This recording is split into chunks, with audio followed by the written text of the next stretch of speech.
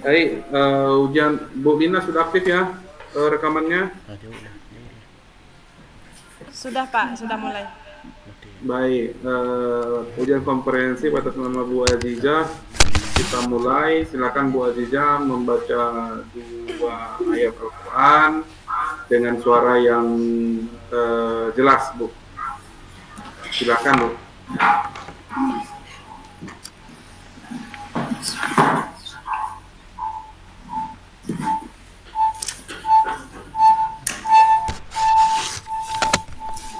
أعوذ بالله من الشيطان الرجيم بسم الله الرحمن الرحيم إن الذين آمنوا والذين هادوا والنصارى والصابئين من آمن بالله واليوم الآخر وعمل صالحا فلهم أجرهم عند ربهم ولا خوف عليهم ولا هم يحزنون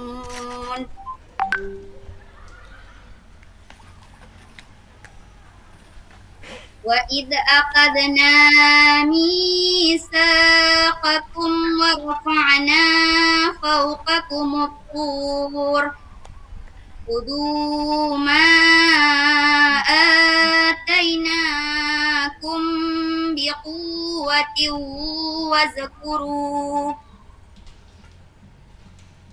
واذكروا ما فيه لعلكم تتقون. Udah, Pak. Sadaqallahul azim. Baik, itu Bu, bisa diulang walahum yahzanun tadi itu gimana bacanya?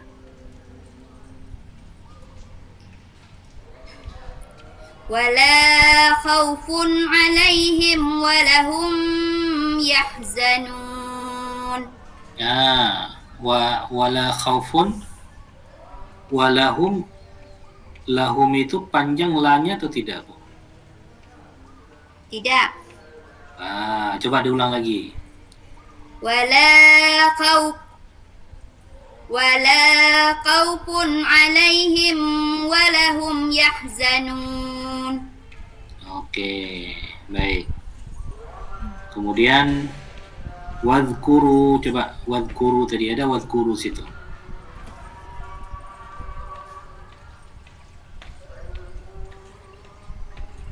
Ada, Pak? Ya, gimana bacanya coba?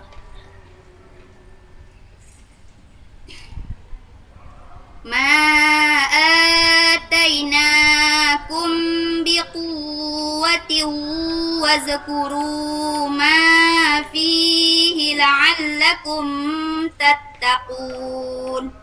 Oke. Itu za masuk huruf qalqalah enggak, Bu? Enggak. Enggak. Berarti cara bacanya harusnya dihadap pentalannya atau tidak? Tidak, Pak. Enggak ada. Berarti enggak boleh ze ya? Ya. Coba bisa diulang, coba. Biquwwatin wadhkuru ma fihi la'allakum tattaqun. Oke, itu baru benar ya. Wad, tidak boleh wad, nggak boleh wad, tapi wad. Yang qalqalah kan cuman berapa huruf, Bu? 4. Hah? Apa, Pak? Qalqalah berapa huruf? 5. 5. Huruf apa saja hurufnya qalqalah? Fa, ta, ba, jim, dal. Ya. Kutubu jadin ya. Ya, kutubu jadin, Pak. Atau baju di toko. Nah, sampai lalat-lalatnya ini gangguin Ibu ya. Baik. Nah, kemudian Ibu, kita masuk dalam materi. Itu kan pesan saya untuk Al-Quran terus diperbaiki karena kita guru guru agama gitu kan. Nah, menjadi rujukan, menjadi teladan untuk anak-anak kan seperti itu. Ya Bu ya? Ya Pak. Ya. Kemudian juga makharijul hurufnya, kebenaran dan ketepatan saat mengucapkan huruf itu penting ya. Baik. Ya, Pak. Kemudian materi apa yang Ibu ini sajikan? Menyambut usia balik menurut ilmu fiqih. Ya, itu untuk kelas 5 ya. Kelas 4 Pak. Kelas 4 SD. Baik. Ya. Nah, Ibu tugasnya di mana? Di SD Krung Luas. Pulau Luas, Aceh Selatan. Iya Pak. Oke. Kecamatan apa itu? Manggeng. Bukan, Kecamatan Trumon Timur. Oh, Trumon. Ya, baik. Ya. Itu daerah yang kena musibah kemarin ya? Iya Pak. Oke. Nah, Ibu usia baligh ya. Baligh itu apa ya? Sampai umur Pak. Sampai umur, berarti meninggal dunia lah. Udah habis umurnya. Innalillahi. Apa maksudnya sampai umur? Bukan. Balik itu adalah kedewasaan seseorang. Kalau bagi anak-anak itu sudah mencapai umur seperti kalau anak perempuan haid Pak, kayak gitu. Ciri-ciri baligh ada berapa? Kalau bagi anak laki-laki menurut ilmu fikih 3. Yang pertama mimpi basah. Yang kedua tumbuh bulu di bagian tertentu. Habis itu tumbuh jakun. Sudah 3. Ya, Kalau perempuan? 3 juga. Yang pertama menstruasi. Ya. Yang kedua keluar mani. Yang ketiga sampai umur 15 tahun. 10 sampai 15 tahun, Pak. Oke, baik. Nah, ini saya koreksi sedikit, Bu ya. Ini Ya, Pak. menjadi masukan juga. Secara fikih, cirinya 2 bagi laki, 3 bagi perempuan. Ya. Jadi tidak termasuk kumis.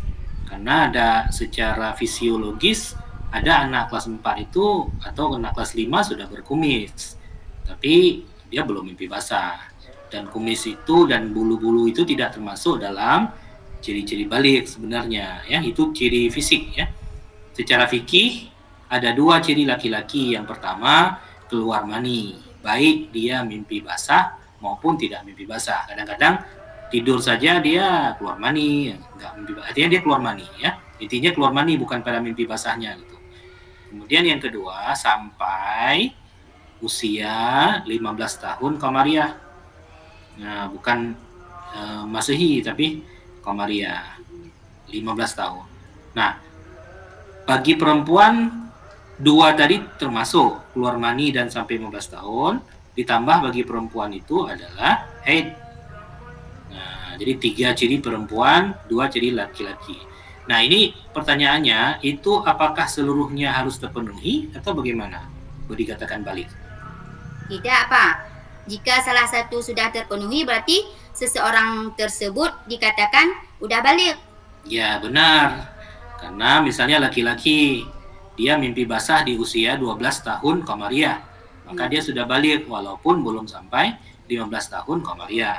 Tapi kalau dia 15 tahun Qamariyah belum mimpi basah, belum keluar mani, maka dia juga sudah dianggap baligh karena usianya mencapai 15 tahun Qamariyah. Ya, seperti itu. Baik, benar ya. Kemudian pada usia kelas 4 SD, nah itu apakah tepat mengajarkan baligh ya, materi baligh pada usia kelas 4 SD? Kira-kira menurut Ibu gimana? Tepat, Bu, karena ada materinya Bu, di buku. Pak, jangan Bu, saya Pak, bukan Bu. Tepat, Pak, karena ada materinya di buku. Oh, karena ada materinya di buku ya. Ya. Karena begini, kebiasaan itu kelas 4 itu mungkin yang perempuan dia sudah mulai paham-paham. Tapi yang laki-laki masih bingung-bingung, nggak tahu apa-apa dia. Kebiasaan seperti itu. Yang laki-laki agak sedikit terlambat paham. Ya. Yang perempuan mungkin dia paham kelas mungkin kelas 5, kelas 6 itu ada yang sudah haid yang perempuan. Tapi laki-laki dia masih belum apa-apa itu dia. Maka rata-rata kelas 1 SMP. Apa nggak terlalu cepat diajarkan? Menurut Ibu gimana? Enggak, Pak, karena sesuai. Jika kita ajarkan untuk kelas 4 itu, jika tidak paham anak-anak secara materi, maka kita harus menunjukkan foto seperti seorang laki-laki itu sampai umur 15 tahun ataupun mimpi basah. Kita beri gambar ataupun bayangan, Pak, supaya anak-anak tersebut dapat memahami lebih cepat.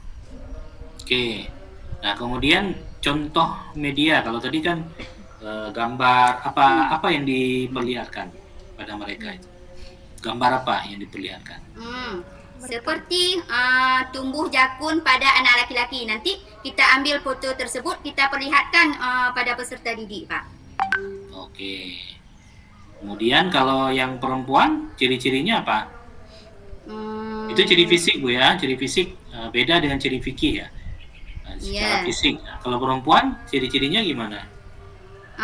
Seperti badannya mulai membesar ataupun kita beri juga bayangan umur anak perempuan itu 10 tahun ke atas. Oke. Ya. Sebenarnya memang batasannya sama seperti yang saya sampaikan tadi, 15 tahun ya. Karena ada juga kasus 9 tahun yang haid juga ada, nggak mesti dia 10 tahun gitu kan.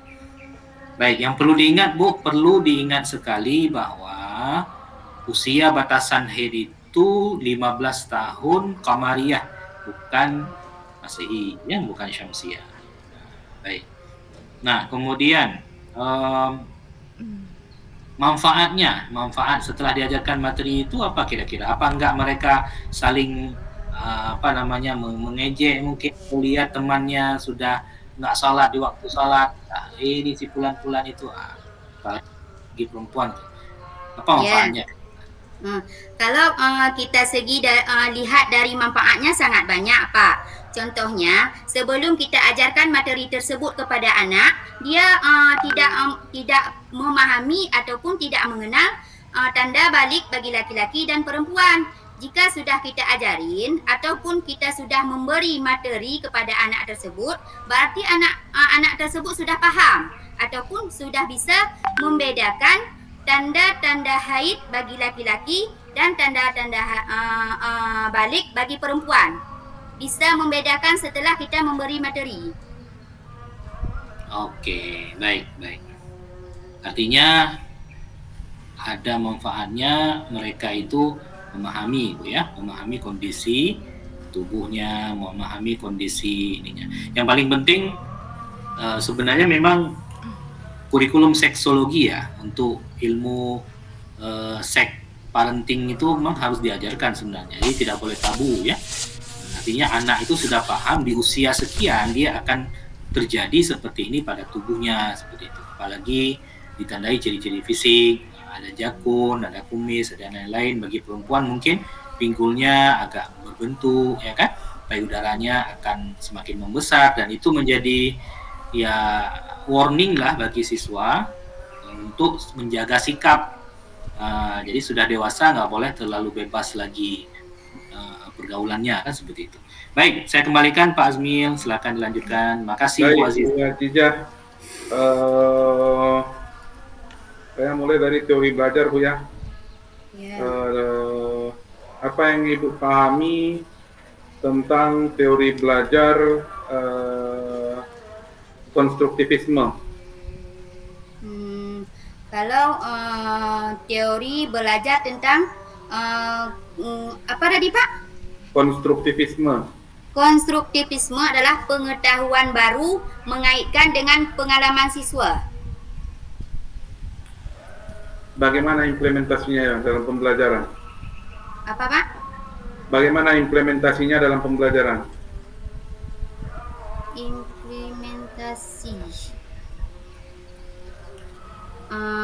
Implementasinya yaitu menerapkan kepada siswa.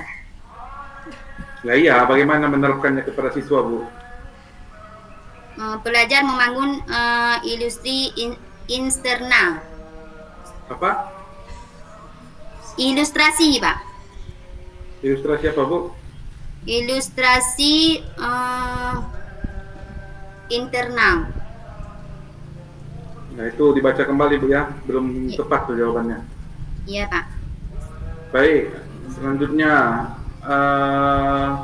biasa mengatakan siswa, Ibu di SD ya? Iya, Pak. Nah, biasa mengatakan siswa SD itu berada pada fase operasional konkret. Pertanyaannya, apa yang Ibu lakukan dengan teori tersebut? Apa, Pak? Apa yang Ibu lakukan dengan teori tersebut? Saya menerapkan teori tersebut kepada siswa sehingga siswa bisa memahami. Iya, tapi pertanyaan saya, dengan teori bahwa siswa SD operasional konkret menunjukkan bahwa kecerdasan nanti tidak salah. Menunjukkan bahwa kecerdasan berupa seiring dengan pertumbuhan anak. Oke, itu belum sesuai, Bu, jawabannya. Dibaca lagi nanti. Ya, baik. Kemudian selanjutnya ada kompetensi profesional yang harus dimiliki oleh seorang guru. Apa yang dimaksud dengan kompetensi profesional? Kompetensi profesional adalah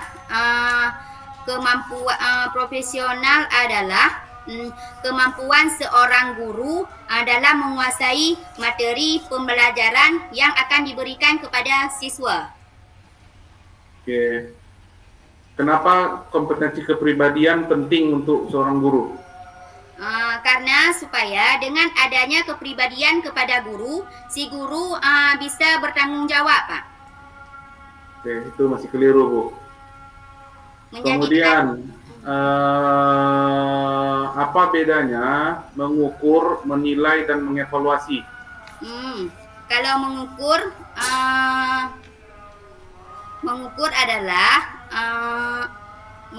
adalah memberikan hasil dalam bentuk angka. Terus?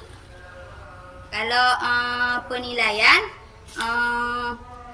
angka tersebut diberikan dalam bentuk kriteria seperti sangat baik, baik, dan lain-lainnya. Evaluasi? Kalau evaluasi, kegiatan yang dihasilkan dari hasil pengukuran dan penilaian. Kegiatan apa yang dimaksud? Kegiatan yang dihasilkan dari pengukur dan penilaian, Pak. Ya, kegiatan apa itu? Kegiatan pembelajaran, menganalisis. Baik, pertanyaan saya terakhir, Bu. Ada beberapa pemanfaatan teknologi dalam pembelajaran. Coba Ibu jelaskan kira-kira apa pentingnya bagi Ibu menguasai teknologi dalam penyampaian materi pembelajaran PAI. Kalau menurut saya sangat penting, Pak, apalagi pada zaman sekarang semua guru harus memahami atau menguasai teknologi tersebut. Apalagi sekarang kan sudah menggunakan kurikulum merdeka. Jadi guru harus menguasai teknologi. Baik, saya pikir cukup. Masih ada beberapa yang belum Ibu kuasai, Bu ya. Jadi silakan kembali lagi, nanti bisa disimak lagi video yang direkam oleh Bu Lina ini, sehingga Ibu bisa cocokkan dengan isi yang ada pada modul, sehingga nanti Ibu bisa lebih siap dalam mengikuti UP ya. Ya, baik Pak. Baik, terima kasih Bu Azizah. Boleh meninggalkan ruangan. Terima kasih Pak ya. Assalamualaikum warahmatullahi wabarakatuh. Waalaikumsalam warahmatullahi wabarakatuh.